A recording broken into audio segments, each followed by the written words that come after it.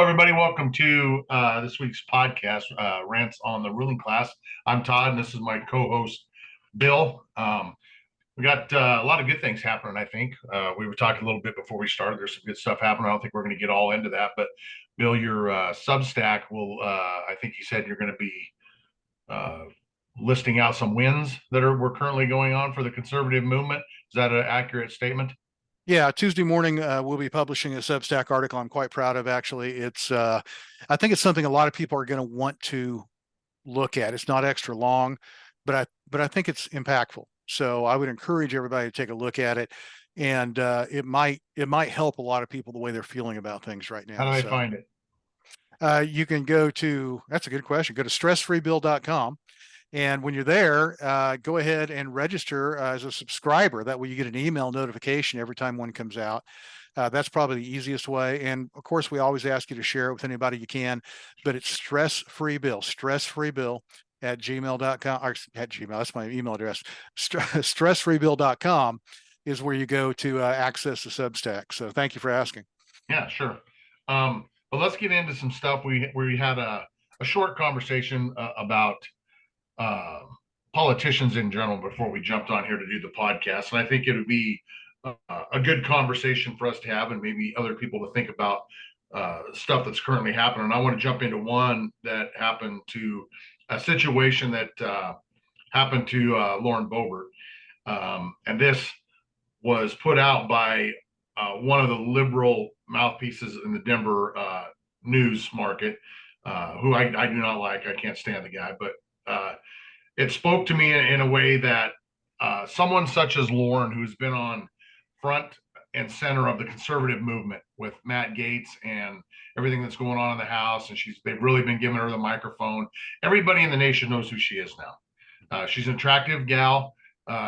Anybody sees her walking anywhere, and they're going to know that's Lauren Boebert. Mm-hmm. Well, there's video surfaced of her in theater watching this Beetlejuice play or musical or whatever it is. I don't know anything about it. You can speak more to that. But she was vaping in the theater and kind of dancing around and being loud. And the lady behind her asked her to quit vaping. And one thing led to another. Well, it turns out she gets kicked out of the theater, her and her guy that she's with. And on the way out, she drops the old "do you know who I am" card and walks out and flips everybody the middle finger and walks out of the theater.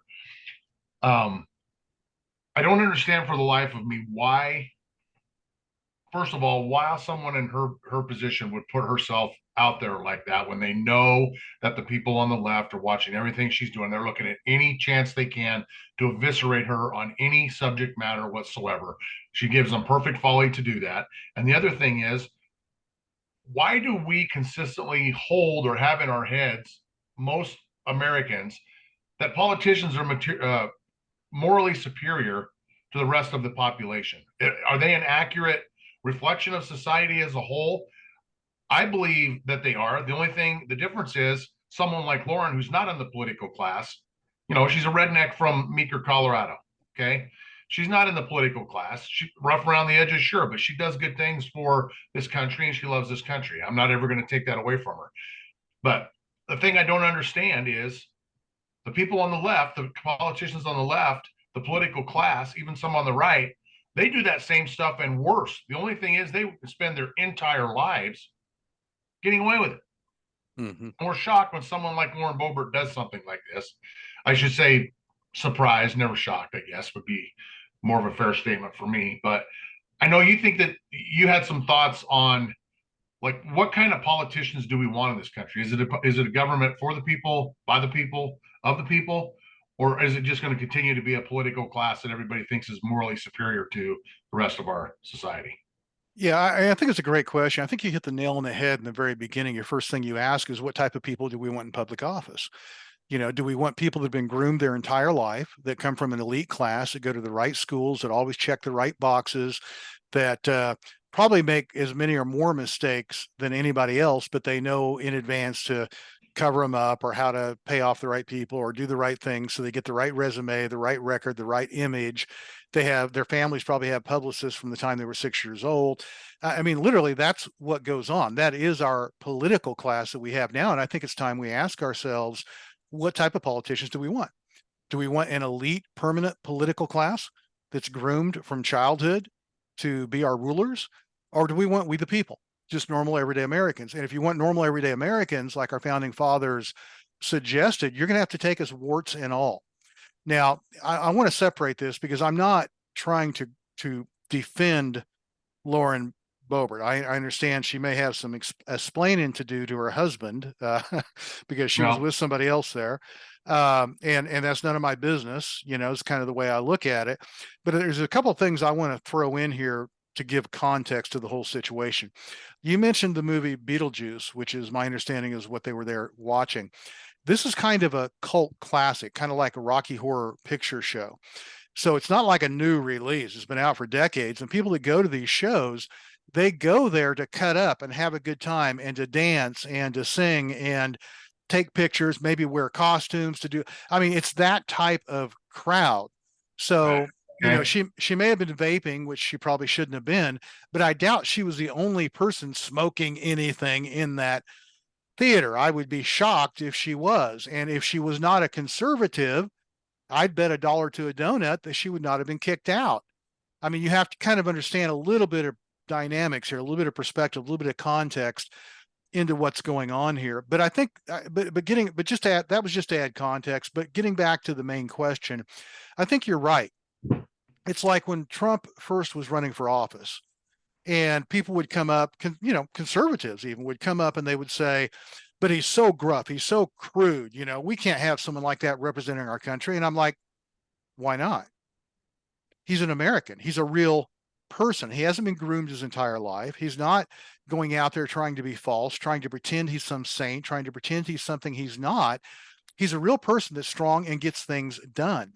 What I care about, and the reason I vote for him, is because he will represent my principles and constitutional principles. He'll represent our government. He'll represent us when it comes to policy, when it comes to how our country's run, to defending our Constitution, all of those things that are important.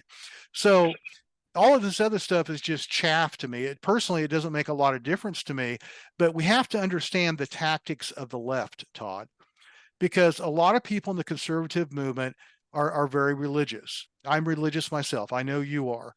And the left has learned a long time ago that they can use this to beat our leaders over the head with. They can beat us over the head with it, the imperfections of our leaders.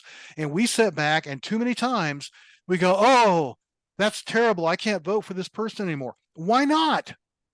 They're just real people with all the flaws, with all the sins, with all the imperfections that all the rest of us have. And the left is going to be sure to point them out to us, Oh unlike yeah. their own side. So I just encourage everybody to do some deep reflection of why you're voting for a leader. You're not voting for a preacher. You're not voting for someone to lead your family in their spiritual life. You're voting for someone to defend the Constitution of the United States and to defend those constitutional values and freedoms that we feel are so important. And that's it. That's all we're voting for. Right. So I would just encourage people to have that type of reflection. And I think conservatives, by and large, especially the religious right, as I would call them, I think a lot of times we forget that, hey, look, we're all just sinners saved by grace, period, end. But when you see something like this going on, then what happens is, well, I can't vote for her. Well, you know Well, what? She's no different than you or me, if you're looking for perfection, all you're ever going to find are pretenders. and they're going to let you down every time because Mm-hmm. nobody's perfect. So I think we the conservatives don't do ourselves any favor because we'll take somebody that's willing to fight, like Lauren or Donald Trump, and we don't like their flaws or we don't like the way they say something or do something. We throw them out with somebody that is more politically correct, able to get along with others, or what we picture. But what we're doing is we're cutting our nose off, spite our face, and Well it's said. crazy to me because yeah, they may look nice and they may say all the right things, but they're not doing what we need them to do. And I think we've got to really take a gut check in America. And you know what? We need fighters. And it's Mm-hmm. not time to put somebody in there that we think is morally superior or is an angel. That's not what it takes. We're at war for our country, people. You need people that are willing to get in the trenches and get after it. Vaping, not vaping, flipping somebody off. I'm not justifying what she did. I think she was wrong. She's probably got apologies all over the internet for it now. But let's wake up and realize something. She's fighting for our country, and she How did about something that? stupid. How Yeah, about that? Yeah. you know. So yeah, that's just something I wanted to. I it's just something that I think a lot of people are willing to throw her out because of that. Now they won't vote for her simply because of that. They'll vote for somebody that they think is morally superior to her, when in fact they're probably doing more harm Yeah. for our country than good. Talk about throwing out the baby with the bathwater. So you're gonna give up someone that's willing to protect our Constitution because her personal life isn't perfect. Right? Yeah, that's really what it boils down to. And Okay. that's the decision you're making. It doesn't make much sense when you put it in those kind of terms, though. Right? Yeah, because I guarantee you, whoever else you vote for, even if they appear to be perfect, they're not.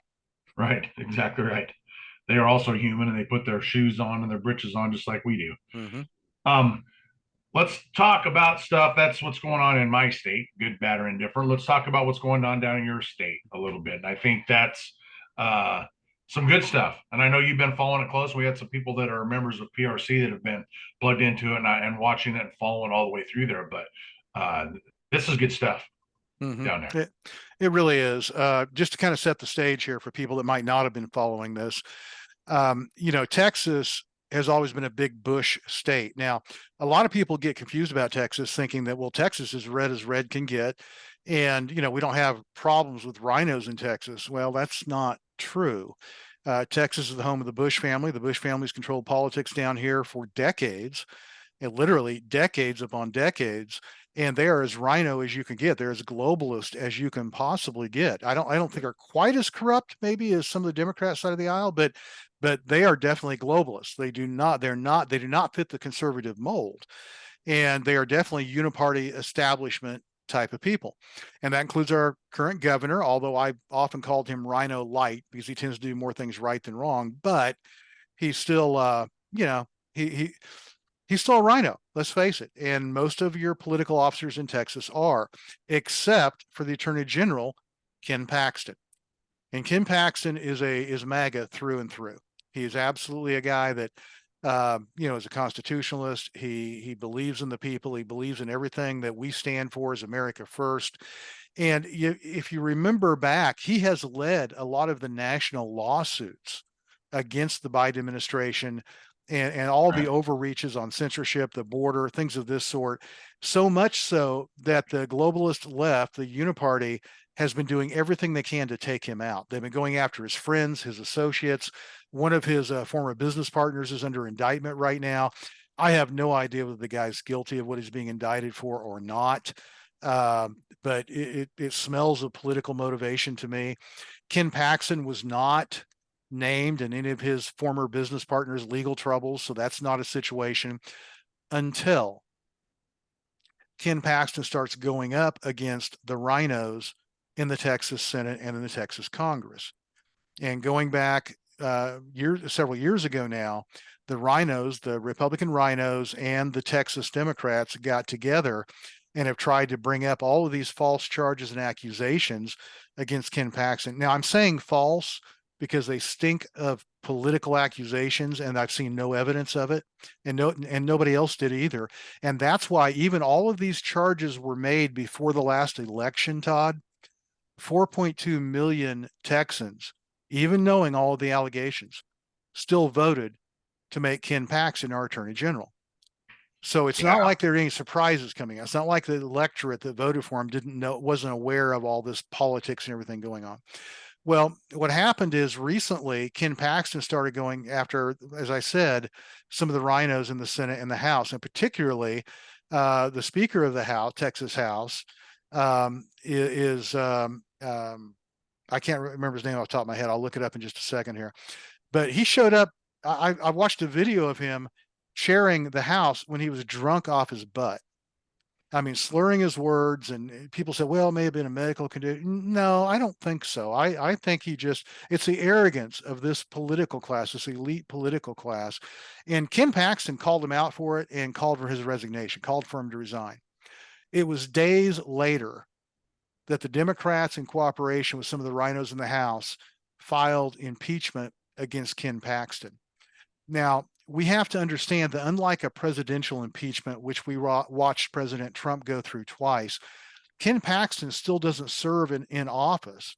He still doesn't carry out his duties while impeachment's going on. He's actually prohibited from functioning as the Attorney General of Texas while the impeachment process goes on. So for months now, he has been prohibited from defending or advancing these lawsuits against the Biden administration, against the That's the powers that be. motivation. That's the motivation. Exactly. Now, finally, it came to a vote in the Texas Senate. And there are so many rhinos in Texas that it was in doubt. People worried about it seriously, about whether they would actually remove him from office. But I can tell you, his attorneys did a great job.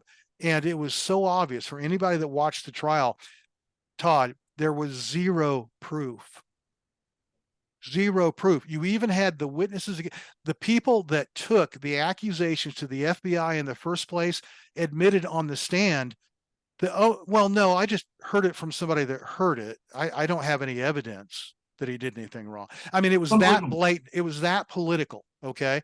I'm not exaggerating. This is not hyperbole. It was that stupid, the whole thing. And there was a tremendous grassroots movement here in Texas, and people were contacting senators left and right, and he was acquitted on all 16 counts, bogus accounts that he was accused on. So he is now back in office as Attorney General. And you've got President Trump coming out showing support. You've got Paxton coming out and Paxton said, guess what? We're going to figure this thing out, and we're going to find out exactly who represents the people and who doesn't. And now, yeah. So yeah, it's a huge win for so many levels. The lawsuits against the Biden administration, for calling out rhinos every place, calling out the Bush dynasty. I mean, to put this in perspective, the Bush dynasty in Texas has not been defeated until Ken Paxton came along in decades. They have had their way with Texas politics for decades until Ken Paxton came along. And we finally are breaking the back of the establishment uniparty in the state of Texas. So now maybe we can stop. You hear about Texas going purple and everything else. Maybe we can stop that trend finally. And I think that's more talk than anything, but that's what they're wanting people to think, is that it's turning purple. But this to me is just the same thing they always do. Wash, rinse, repeat, the same thing. Destroy everybody that's associated with you, take them all out, try to destroy you, a bunch of fake indictments, just the same thing they're doing to Trump. It's wash, rinse, repeat over and over and over again. They do it to everybody that is against the establishment, and it was a big win for the good guys, finally. Yeah, and it's Dade Phelan is the name of the House Speaker that showed up drunk, in my opinion, and that led the charge for this. And he's being arrogant to this day. He's telling people that, oh, well, there'll be a price to pay, and we're not done prosecuting. Literally, he's saying we're not done coming after Ken Paxton. Because they think they can get away with it. They've always got away with it. They're so well protected and so deeply entrenched in the bubble that is the political playing field in America, that they think they can, and they have for years and years and years get away with it, especially down there with the Bushes. They know because they're protected. Because we've been asleep for a long time. I mean, I place the blame where it's due. We, the people, have been asleep at the wheel for a long time, but we're waking up. And as we wake up, more and more good things happen. That's one of the things that I could go off on a deep tangent here, Todd. I don't want to, but there have been tyrants and world rulers and wannabe dictators down throughout American history, that have thought the American people are weak because we don't pay attention, because we're rich enough to be able to focus on our families and our careers and, a whole bunch of other things.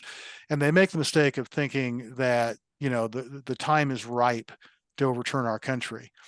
And all of them have been rudely awakened with the awakening of the American people. It's so much so that other countries, other leaders have even warned some of these tyrants, beware, if you awake, the American sleeping giant, you stand no chance. And that's what's happening now. The American sleeping giant is awakening. And they are doing everything in their power to keep the American giant, putting it back to sleep in a slumber. They are going to lock us down again, or they're going to try to lock us down Oh again. yeah. I guarantee it's coming. So Oh, they're don't be. grasping. They're in panic mode. That's part of what I'm going to be talking about Tuesday in the Substack. And we'll go into a little bit more detail on it and show exactly what I'm talking about. But yeah, it's going to get worse before it gets better. And they're going to keep on doing stupider and stupider things, but it's going to continue awakening more and more people. So have hope. I mean, there are a lot of good things happening right now, and we can move forward with all of it. Let's talk a little bit about lastly, let's wrap up with this subject. But Robert Kennedy Jr. I think he put something in the think tank about a simple solution that he has for voter fraud and identity IDs for everybody, and that we. I don't like everything he stands for, but he has some great ideas. I will give him that, and I don't think I wouldn't even say I'm on the right, even close to his political side on a lot of things. But that's kind of, and I know you're not either. But this to me makes a lot of sense, and I know you dove into it. Yeah. Simple solution that should have been put in place a long, Oh long yeah. time. Yeah. He is a guy about solutions. He's a guy with integrity. I believe that. Now, again, I don't agree with all of his solutions, but I do Yeah. believe he's a man of integrity. And just to put in perspective for several, for all our listeners, first of all, I want to say you mentioned the PRC think tank. That is an encrypted chat room that's exclusive to our membership. So it's just another reason to consider being a member of PRC, a dues paying member of PRC. And that's easy to do. You can go to primarytherulingclass.com. Yep. And sign up. It's pretty simple, not really expensive. We certainly appreciate the support. I'm quite proud of what we've accomplished over the years, the number of people that have kind of had their eyes opened, and the things we've been able to do, and the events we've been able to sponsor, and the things we've been able to launch. I'm so grateful to you and other PRC members for carrying the torch here. So, but anyway, we could use your support. Please consider that. But yes, we did drop it into the chat room today, kind of giving people a heads up, because Robert Kennedy Jr., yes, that is the son of Robert Kennedy, who was assassinated. And you might remember his cousin, John F. Kennedy, was also assassinated while he was president. And by the way, just to let you know, Robert Kennedy Jr., RFK, has been a friend of Trump in the past in New York, because they're both kind of from New York area and they know each other. They've been on friendly terms, but he is not an establishment guy. And this is Right. one of the things that's very important to understand. He's not a uniparty globalist establishment guy. And he is the biggest threat to the Biden president. He's a Democrat, obviously, but just like his uncle and dad, but he is the biggest threat to the Biden administration that exists. His name, the Kennedy name, is gold in Democrat circles. And he is such a threat. Now get this, Todd. This is, according to RFK, this is the first time in the history of our republic that this has happened. But he is easily the second most popular guy in the Democrat Party. So if they were having true primaries, which they're not, he would be second up. He would be the second. I think he's got, some people say he's got 20% support in the Wow. Democrat Party right now. And do you know that Joe Biden has refused him Secret Service detail protection? Like currently still? Yeah, his father No. was assassinated. His uncle was assassinated, both of them political assassinations. This is the guy that's Biden's biggest opponent, biggest threat politically. He is the second most favorite Democrat running for president in the country. And the Biden administration said, "No, we're not going to give you Secret Service protection." What Well, does that tell surprised, you? What does surprised, that, but not shocked. yeah, what does that tell you about the political corruption of the current system, the current administration? I mean, it's incredible. But Bad, anyway, so bad. but to get back to what you're talking about, he came out with a simple solution. He says, look, he said, I'm about practical solutions. I'm about bringing people together. And I think when he says it, he's sincere. He's not like these politicians that are just trying to use it as an excuse. And he goes, look, people on the right there and the left both are tired of all the illegal immigration. I mean, it's terrible. We're getting invaded, and he's very much against what's going on our borders right now. He said the other thing that's going on is it's affecting our economy. It's affecting the cost of living. It's affecting the wages. Because our wages are being kept artificially low because we've got this influx of all these people coming in. He goes, the second thing is you've got a lot of people on the right that are very concerned about the integrity of our elections because you have a lot of people voting falsely without voter ID, all of these things. He goes, I've got a simple, practical solution we could implement tomorrow that would take care of all of it. And what he's talking about is our passport system because, you can get a passport, but also for $65, you can get you can get a passport card. And the government charges you $65 to get it, but it's proof of citizenship. And he goes, why don't we just make that free for everybody?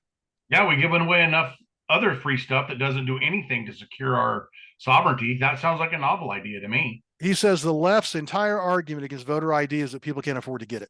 They're too poor. They can't afford to get voter ID. He goes, so make it free. Take away that excuse.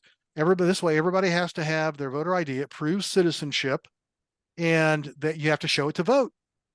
So that will protect the integrity of our vote.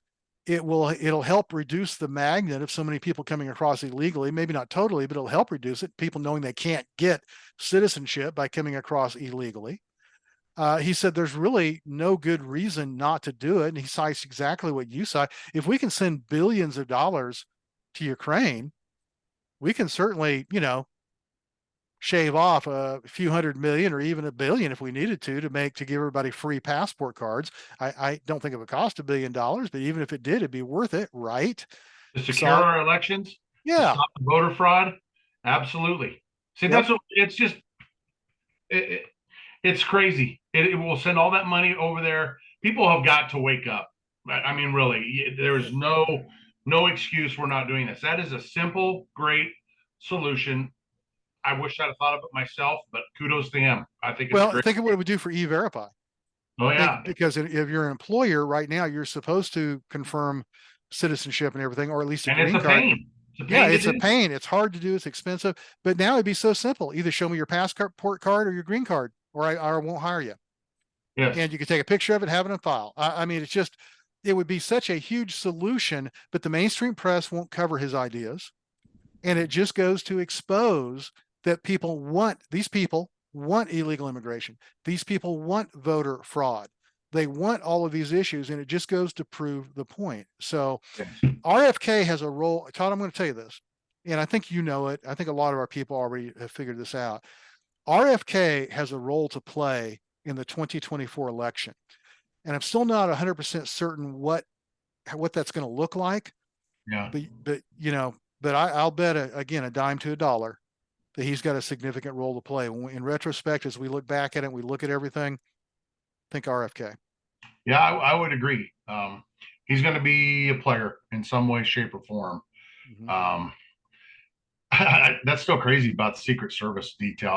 That is, uh, yeah, the corruption in this country is absolutely unbelievable. They want him taken out, Todd. Yeah. They want him taken out. Yeah. They refuse to increase President Trump's detail. He has Secret Service as a former president, but my understanding is his Secret Service detail is at the levels of a former president, not the leading candidate. Well, I've seen some of his motorcades, and I'm going to. That's private. Yeah, that's private. Yeah, they are not. We spoke about this a couple weeks ago. That I think that they know, and I think RFK is probably in the same boat as DJT. They both know that they're not a fan of the establishment, and they are a cog in the wheel of the plans of the establishment. And yeah, it's scary, but that's kind of where we're at in this country, really. Sad. It is, but hang on. Do not grow weary in well-doing. Continue the fight. And I don't know, got that feeling in my gut. We're going to, we still have some ups and downs to go through, but I don't know, might be time to start getting a little bit fired up. Well, I'm ready. I'm ready for some good wins. Looking forward to your Substack on Tuesday. Not gonna lie, ready to read something good. So jump on there and grab a subscription to that if you can. Share it.